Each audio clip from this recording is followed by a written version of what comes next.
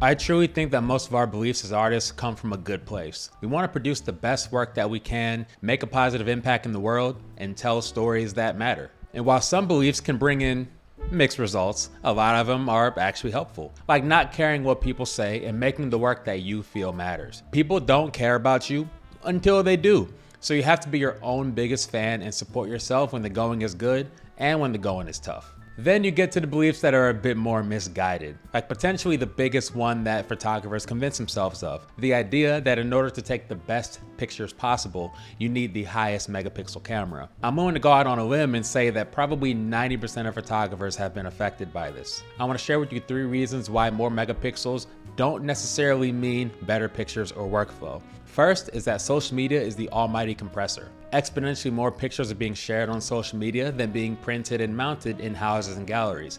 Instagram uses 920 pixels on the longest side. So even if you had a dusty attic thrift shop 8 megapixel camera, that would resolve the minimum requirements for posting on Instagram. Megapixel count is nearly a non-factor when it comes to solely creating for that realm. I'm hesitant to call anything impossible, but it seems highly improbable for any platform to successfully house full resolution 100 megapixel files from millions of photographers, or even 48 megapixel iPhone files from millions of Apple users. Megapixels are important, just not the ruling factor in this category. Reason number 2 is image quality is more than just megapixels. You know what? Let's say I gave you 2 camera kits. One is Fujifilm's X-H2, 40 megapixel modern flagship. It's a tank of a camera, I absolutely love it. Your lens for this example is going to be the 18mm f2, Fuji's oldest lens in their lineup. It's compact, and that's really all it has going for it in this example. The other camera is going to be Fujifilm's X-T4, only a few years old, was an award-winning flagship in its prime, but it only has a measly 26 megapixel sensor.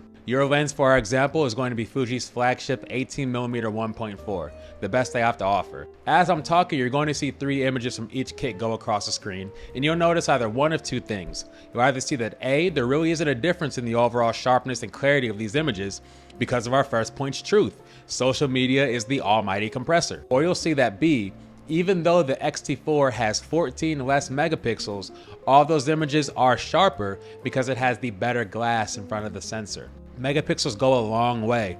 I love a high megapixel camera. But if what you're going for is the peak sharpest images possible, have fun with that, because I don't care for that personally. But you have to realize that the lens is half of, probably even more than half of the battle there. Another factor that plays into image quality is sensor size. All things equal with the photographer's skill, the environment, what have you, and the larger sensor camera will probably have the more visually pleasing images because sensor size is just like that.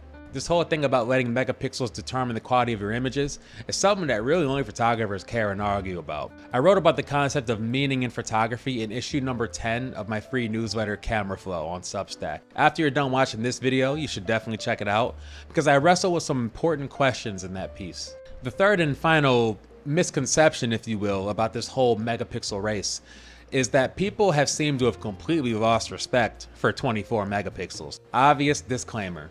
If you are printing, cropping, stylistic reasons, or photographing for a client who wants more than 24 megapixels, this is not for you. But if you are photographing what I would describe as for fun, you gotta put some respect on 24 megapixels. Innovation bringing us all these high resolution cameras for somewhat justifiable costs is a net benefit. But in that, these 24 megapixel cameras are getting cheaper too, and they pack quite a punch. I just sold my 7th print to a local art organization here in Cleveland. The photograph was made in 2020 during a creatively charged time of my life. I was having so much fun with street photography, and I was out and about dang near every day during this time. However, I vividly remember having a conversation with my good friend Dorian about how I wanted to pause a bit on my photography because I wanted to save up for a higher megapixel camera. I convinced myself that all the photography I was doing might become null and void with only a 24 megapixel sensor. This idea of future-proofing began to actually harm my process. But the funny thing is that this organization now has bought 5 photographs from that same creatively charged period of my life. All these photographs are made on 24 megapixel cameras. 4 of them were printed at 24 by 36. The 2 that did not come from that specific point of my life were made with 26 megapixel cameras. I say all this to say, 24 megapixels is kind of a Goldilocks zone.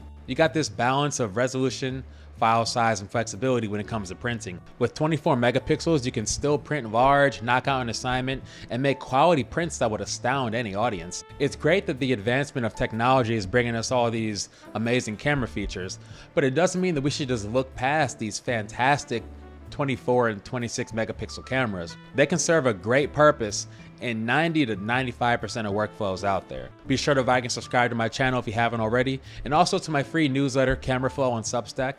Over there, I'm talking about photography on a bi-weekly basis, doing deep dives on the artistic side of things, the history of it, and just the artist's relationship to modern culture. My name is Dorian Coleman, and I'll see you in the next one.